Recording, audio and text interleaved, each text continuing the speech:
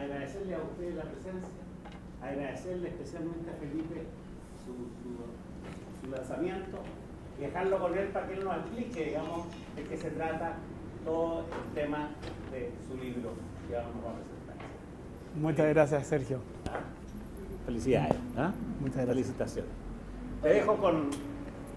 Estimados alumnos, vamos a dar entonces el inicio al lanzamiento de este gran libro con el señor Felipe Yalú, Los secretos de la inversión inmobiliaria. Muchas gracias a todos. Muchas gracias. Muchas gracias. ¿En qué invertir?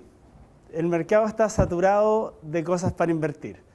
Se ven carteles, se vende por todos lados, se arrienda. Y lo más importante es que muchas veces uno pisa el palito, invierte en cosas que no son lo suficientemente rentables. Siempre en una inversión hay un riesgo, digamos, y la gracia de todo esto es estar lo más alejado que se pueda de ese riesgo. Y para eso vamos a ver aquí los tips que les tengo. Primero, requisitos para invertir.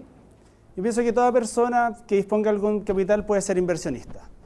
Aquí mato un poco el mito de que uno tiene que tener muchos millones para poder invertir en algo.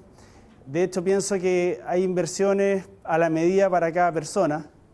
Puede ser desde una gran propiedad hasta un estacionamiento que cuesta 10 millones en el centro. Todo depende de la rentabilidad realmente que esa inversión nos va a dar mensualmente y cómo vamos a terminar pagándola.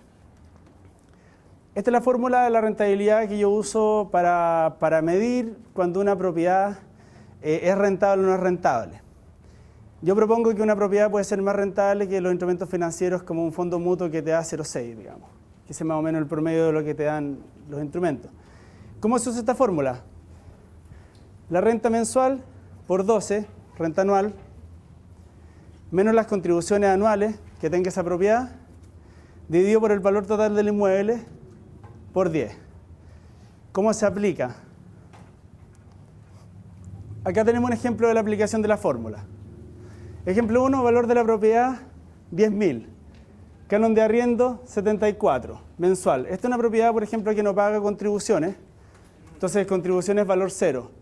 Si sacamos la fórmula, hacemos todo el tema ahí, 74 por 12, dividido por 10.000, nos va este resultado que nos da de rentabilidad un 0,88. Eso es lo que nos va a dar finalmente rentabilidad. Acá tengo otro ejemplo de la misma aplicación de la fórmula, pero una propiedad que cuesta 20.000 con un canon de arriendo de 100 mensuales. Se hace el mismo cálculo y al final la rentabilidad nos da 0,6. Entonces, ¿para qué nos sirve? Ponte tú, por ejemplo, acá nos dimos cuenta que con esos 20.000 nos vale más la pena tener dos propiedades pequeñas de 10.000 en vez de tener una propiedad de 20.000. Porque al final de mes vamos a ganar más plata. Al final lo que nosotros queremos ganar plata con las inversiones, nos conviene hacer eso. Esto pasa mucho cuando la gente se tienta, por ejemplo, por comprar un departamento sofisticado o más grande en algún lugar y finalmente el arriendo que se le puede sacar a ese departamento tiene un techo, ¿se fijan? Y en cambio un departamento quizás de 25 millones, 30 millones en Santiago Centro se le puede sacar una rentabilidad hasta de 1,2, digamos. Entonces, si se compra un departamento de 20 millones y se arrienda en 200 mensuales, se llega al 1,2.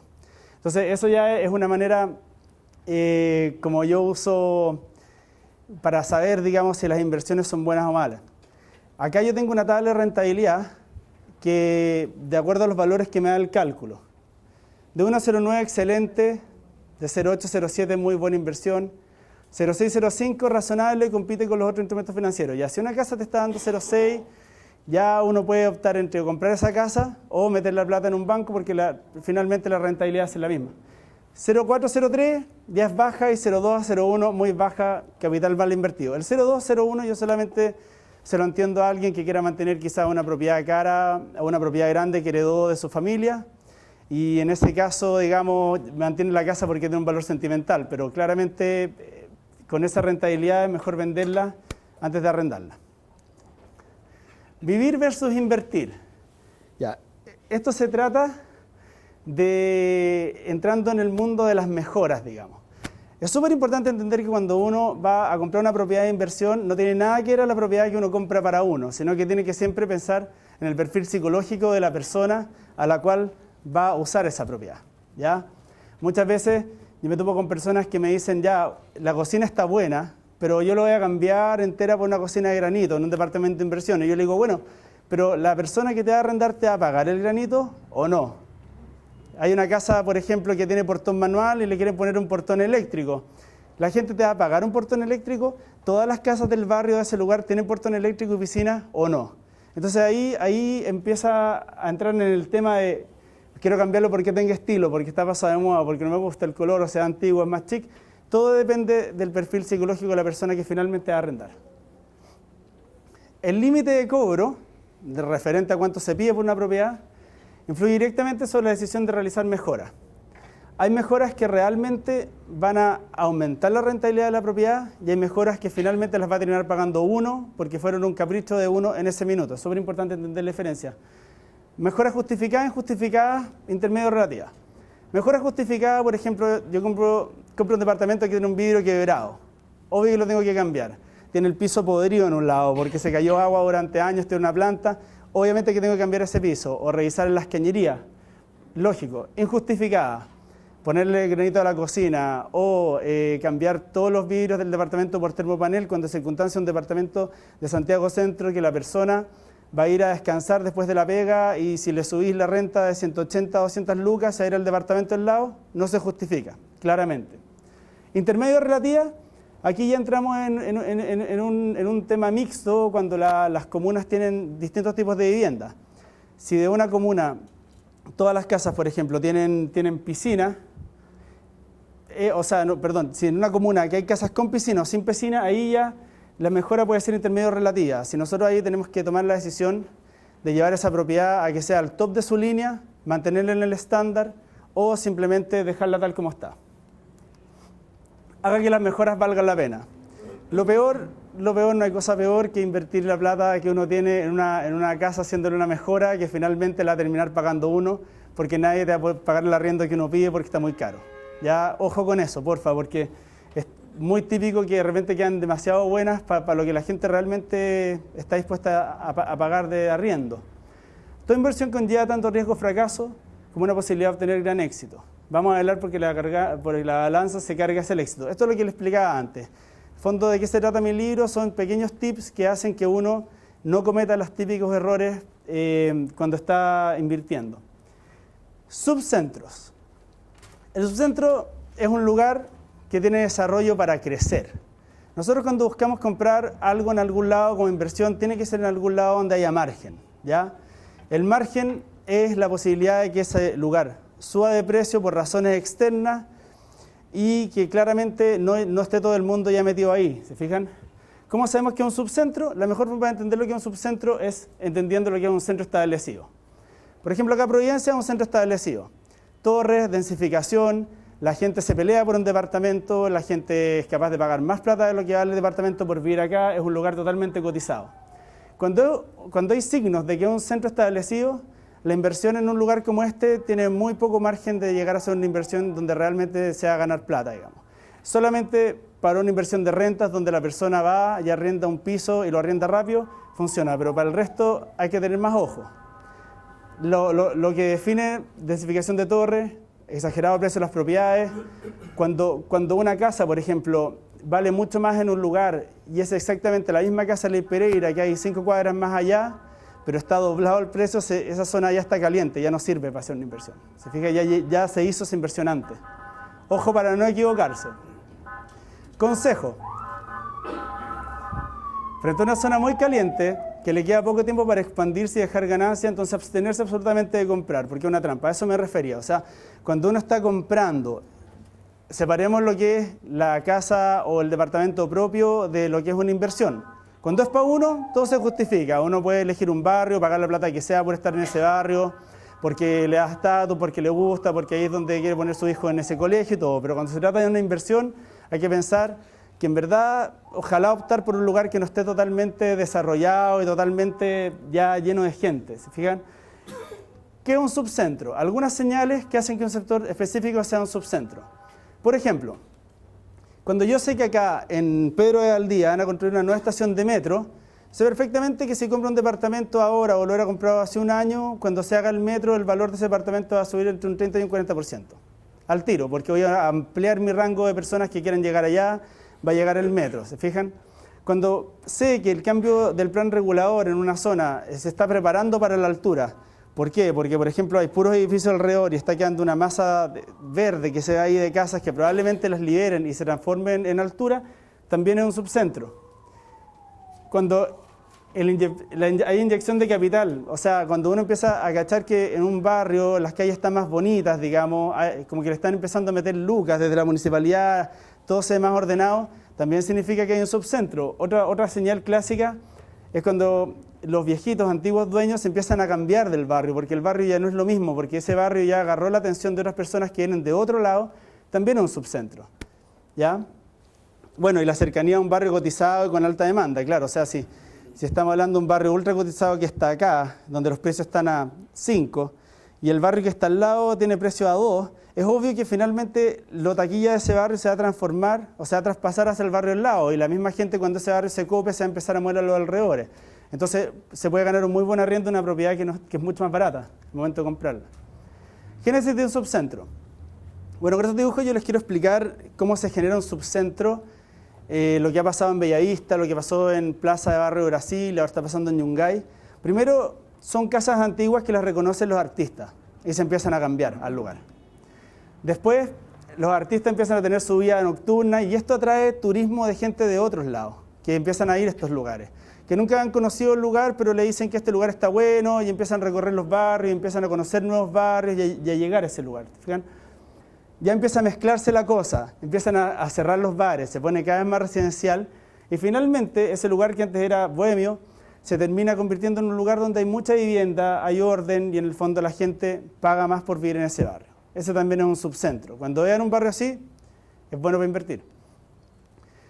Ahora voy a hablar de las condiciones privilegiadas que debería tener nuestra inversión. Esto es cuando ya no hemos pegado a la investigada, hemos aplanado las calles, preguntándole a la gente, buscando los barrios y ahora tenemos que buscar ya la casa o el departamento mismo que queremos comprar, digamos.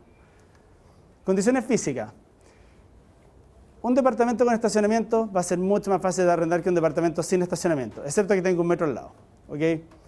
Mall cercano, supermercado, iglesia, colegio, club social, estacionamiento, estación de metro, aeropuerto. Esas son todas causas que debería tener la propiedad de inversión porque va a ser mucho más fácil arrendarla. Tú le cuentas a alguien que está cerca de una iglesia, la gente va a misa el domingo, va a preferir esa casa que la al lado. Le cuentas que está al lado de una estación de metro, que no va a tener que caminar tanto para ir a su trabajo, también es mejor. ¿Se fijan? Condiciones psicológicas. Esto es súper importante en el momento que uno hace la oferta, porque es muy distinto hacer una oferta a una persona que está tranquila, cómoda, o a una persona que está apurada por vender, y eso se nota en el minuto que uno está negociando. Cesantía por largo tiempo, abandono de la propiedad. Por ejemplo, a mí me tocó ver un departamento que cuando llegué al lugar me di cuenta que el dueño vivía en el sur hace 7 meses y el departamento lo estaba manejando su mamá y el departamento tenía, no sé, 5 meses de gastos comunes encima y lo único que querían hacer este personaje era deshacerse de esa propiedad porque ya era un costo. Entonces, claro, el departamento, por ejemplo, está en 35 millones y el gallo aceptaba una oferta de 27. Y es una diferencia importante. Por eso hay que ver ahí, venta de propiedades para financiar. Bueno, cuando alguien se mete en acciones o para financiar operaciones de riesgo en sus pymes y tienen apuros también. La otra clásica es cuando una persona dice, oh, mi casa es tan fantástica que la voy a vender en un mes, pide el crédito aprobado, se compra una nueva casa y se queda cachado con la casa antigua. Y ese también es un personaje que probablemente te venda hasta un 20-30% menos del valor porque si no el banco se lo empieza a comer con los dividendos. También están los remates. La diferencia de los remates es que uno tiene que pagar en efectivo de los primeros 5 días que uno remata las propiedades. Remate por contribuciones nunca se hacen. Al gobierno es preferible tener gente bajo techo, aunque esté morosa, pero no dejarlo en la calle. Entonces eso no hay que pescarlos mucho, la verdad. Hay que empezar todo un proceso uno mismo para sacar un remate por contribuciones. Remate judicial por deuda financiera es el típico remate de banco donde la propiedad queda saneada.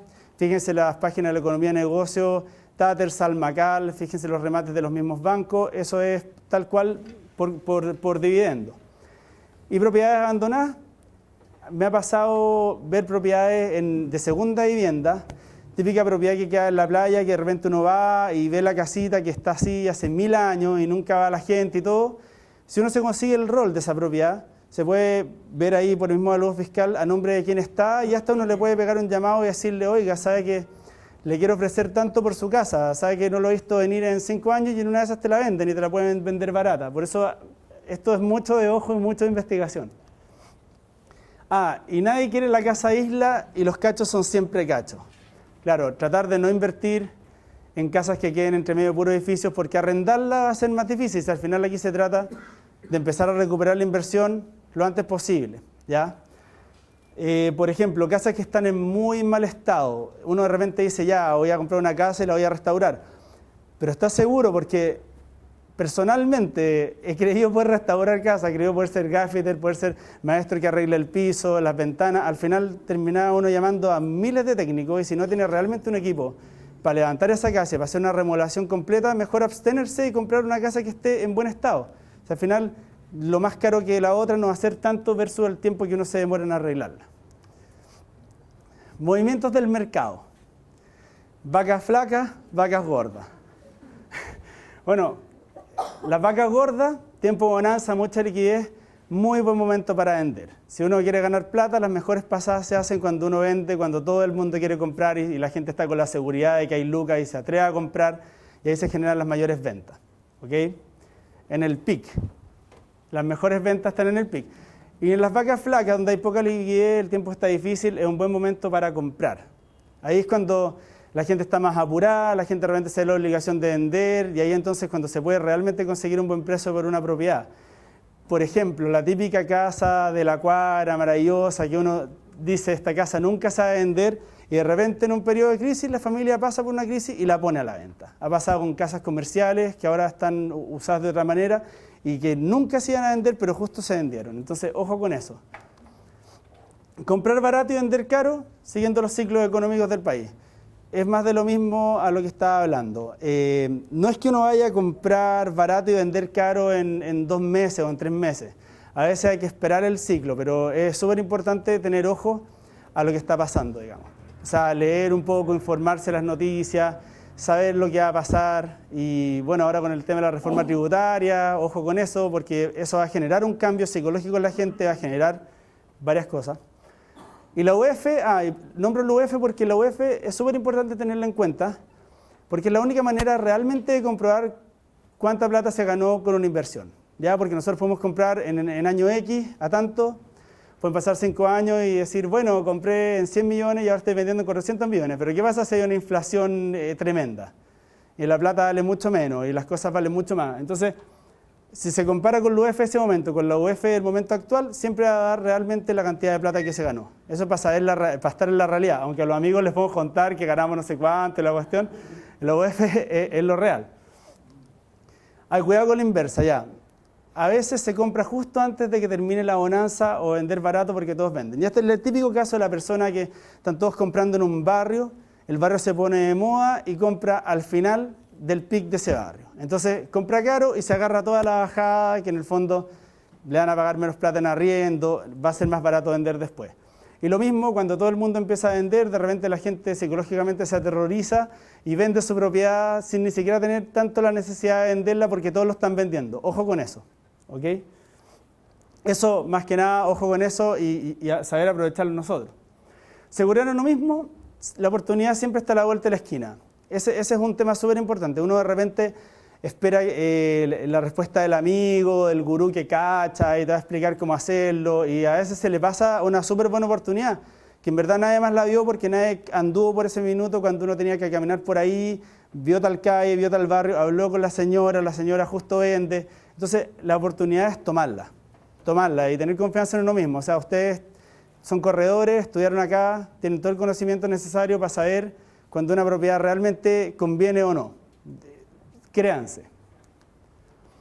Y ahora voy a hablar de algo súper importante, que es más o menos como personalmente manejo las inversiones y recomiendo a la gente que me pide asesoría invertir. La buena deuda es la que paga otra persona en lugar de usted mismo, obvio. O sea, la idea es que cuando usted compre algo, lo arriende, el dividendo sea más o menos lo mismo que el canon de arriendo, cosa que no haya que meterle plata encima y al revés. Mejor empezar a cobrar plata de ahí. No hay que comprar inmuebles que no se puedan pagar solo. Lo mismo, digamos. O sea, la idea es comprar algo que se pueda arrendar, es lo mismo que el banco le pide mes a mes. Mi método personal, simulador del hipotecario, llegando a la ecuación perfecta entre dividendo y canon de arriendo. Primero voy al edificio, por ejemplo, hablo con el comprador que realmente, o sea, con el vendedor que obviamente se va a subir y va a tirarse que lo arrienda más caro. Hablo con el conserje para que me digan cuánto se están arrendando los edificios del lado. Hablo con el vecino, oiga, ¿usted cuánto paga? Y ahí me hago una imagen real de cuánto es el canon de arriendo, ¿ya?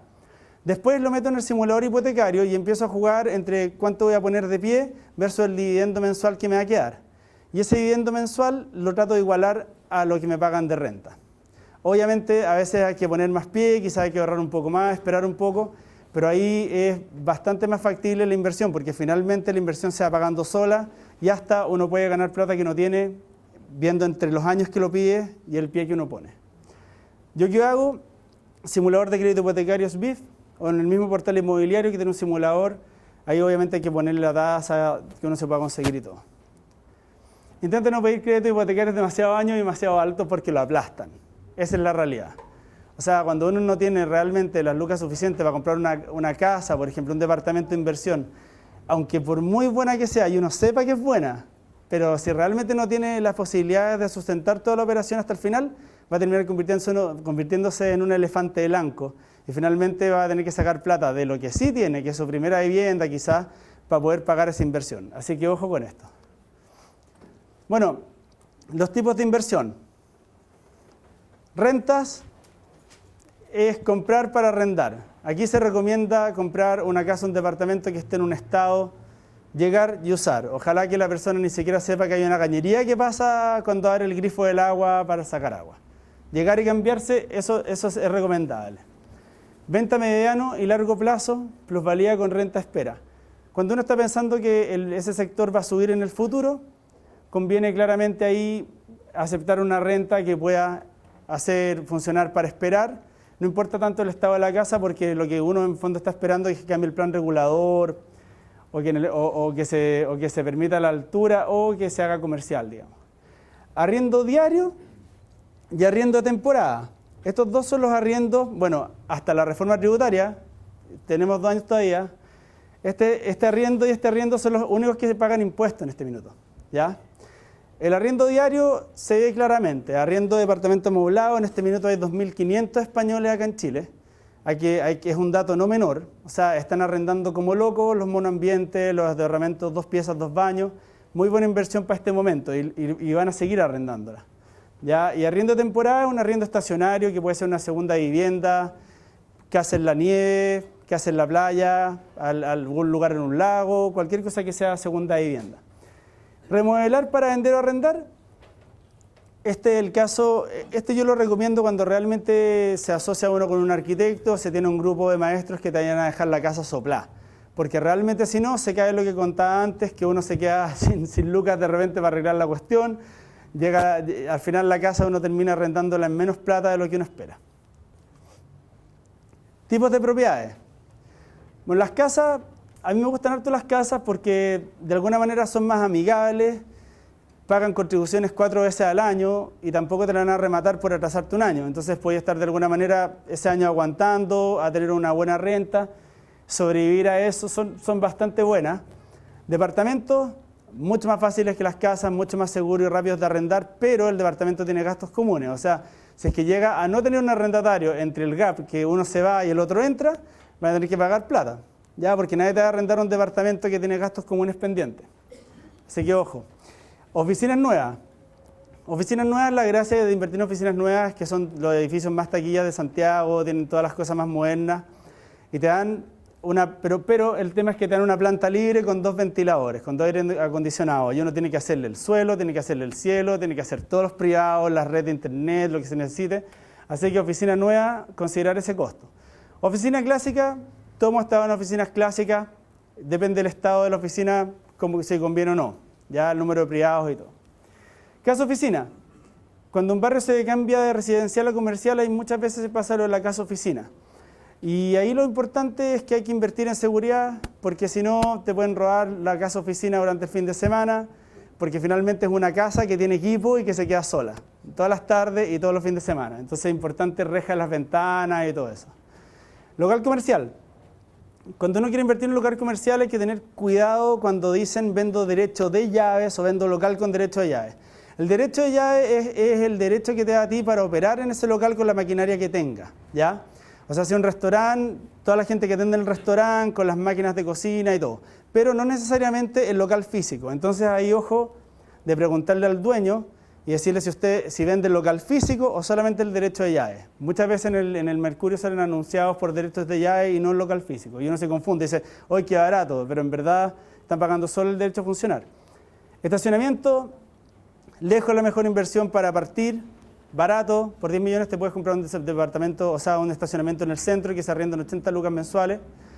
Pero ojo con el reglamento de copropiedad del edificio, porque hay edificios donde no se puede y no se permite estacionar a terceros, ajenos. Entonces ahí te clavaste con un estacionamiento que no lo vayas a poder usar y lo vayas a tener que tener, digamos. Ojo con eso. Y el terreno es a las personas que apuntan a la plusvalía. Cuando el Gran Santiago o alguna región crece de sus medidas, mucha gente invierte en el paño agrícola esperando que se vuelva urbano. Cuando pasa, se puede vender en 10 veces lo que costó. Si uno pagó 0,04 veces el metro cuadrado, puede venderlo en 0,4. Pero nadie sabe para dónde va a crecer el plan regulador. Ojalá saberlo, pero nadie sabe, así que uno se puede comprar el campo y que puede crecer por otro lado. Y eso, espero que les haya gustado. Mucha suerte en sus inversiones. El libro, hay gran stock en el Drugstore y Costanera Center, porque sé que ustedes de acá están cerca. Están todas las librerías de Feria Chilena. Feria Chilena del libro. Muchas gracias.